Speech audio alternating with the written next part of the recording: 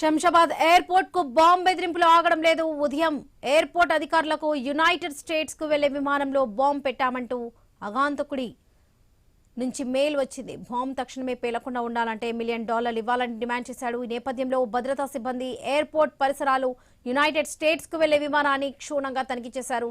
ప్రాథమిక విచారణలో భాగంగా ఎయిర్పోర్ట్ అధికారులకు మెయిల్ పంపిన వ్యక్తి యుఎస్ కి చెందిన జాస్పర్ గా నిర్ధారించారు. తనిఖీల తర్వాత ఎలాంటి ముప్పు లేదని సెక్యూరిటీ టీం నిర్ధారించింది.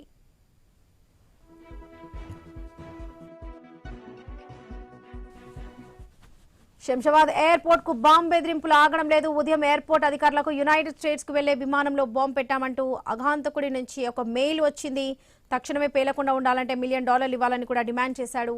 రైట్, ఇదే విషయానికి సంబంధించి పూర్తి అప్డేట్స్ మా ప్రతినిధి ప్రవీణ్ అందిస్తారు. ప్రవీణ్, వరలక్ష్మి, అయితే మరోమారు శంషాబాద్ ఎయిర్పోర్ట్ కు బాంబు బెదిరింపు మెయిల్ అయితే వచ్చింది. అయితే నిన్ననే 3 విమానాలకు బాంబు బెదిరింపు వచ్చిన నేపథ్యంలో 3 విమానాలని మొత్తం క్షుణ్ణంగా పరిశీలించి అందరికీ కూడా స్క్రీనింగ్ నిర్వహించిన తర్వాతనే అక్కడ నుండి పంపించడం జరిగింది. అదే విధంగా చూసుకుంటే కనుక ఈ రోజు వరుసగా ఈ విధంగా విమానాలకు బాంబు బెదిరింపు రావడం వలన అయితే ప్రయాణికులు కూడా తీవ్ర ఇబ్బందులు పడుతున్నట్టుగా తెలుస్తుంది. శంషాబాద్ ఎయిర్పోర్ట్ కు మరోసారి బాంబు బెదిరింపు మెయిల్ కూడా వచ్చింది.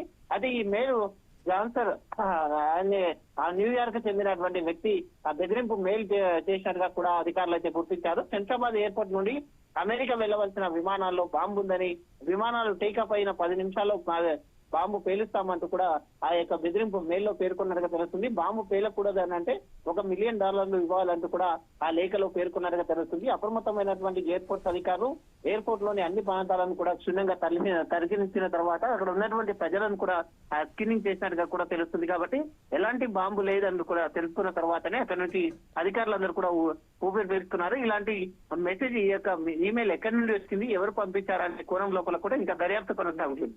Right Praveen, thank you.